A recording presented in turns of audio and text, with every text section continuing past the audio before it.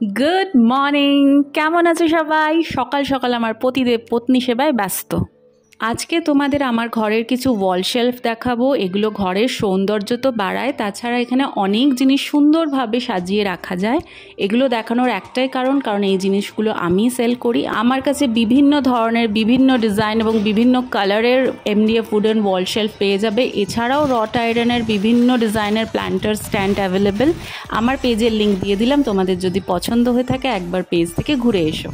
জিও থেকে একটা মেয়ের জন্য ড্রেস অর্ডার করেছিলাম, তো সেটাই জাস্ট এলো, তাই ভাবলাম তোমাদের সাথে শেয়ার করে নিই চট করে। এটা একটা রিও গার্লসের পিঙ্ক কালারের জর্জেট ড্রেস। যদিও বা আমার মেয়ে খুব একটা ড্রেস পরে না, সাধারণত জিন্স প্যান্ট টপই পরে, বাট আমারও তো মাঝে মাঝে ইচ্ছা করে ওকে একটু ড্রেস পরাই। এই ড্রেসটা কিন্তু বেশ কিউট, দেখি ওর পছন্দ হয় কি না। আশা করি হয়ে যাবে পছন্দ। ব্যাস, এবারে রোজকার মতো আবার ডিউটি স্টার্ট হয়ে গেল, রান্নার ডিউটি, যেটা থেকে কোনো মতেই নিস্তার নেই।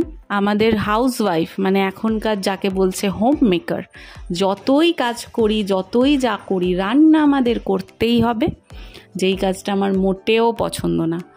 হ্যাঁ, মাঝে মাঝে অকেশনালি কিছু স্পেশাল ডিশ রান্না করা বা মেয়ের জন্য নতুনত্ব টিফিন তৈরি করা, এটা বেশ ভালোই লাগে করতে, নতুন নতুন এক্সপেরিমেন্ট। বাট এই রোজকার ডাল ভাত তরকারি মাছের ঝোল আমার মোটেও ভালো লাগে না করতে।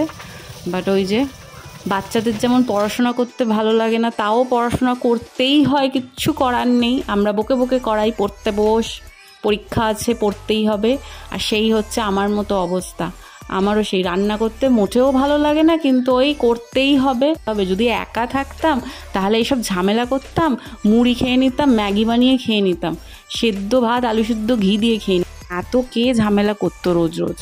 আর রান্না করতে এসে দিলাম নুনের পুরো ভর্তি কৌটোটা উল্টে। মানে কাজ কি করে বাড়ানো যায় আর কি, একে তাড়াহুড়ো করে কাজ শেষ করার চেষ্টা করি, আর এইভাবে কাজগুলো বেড়ে যায় আমার।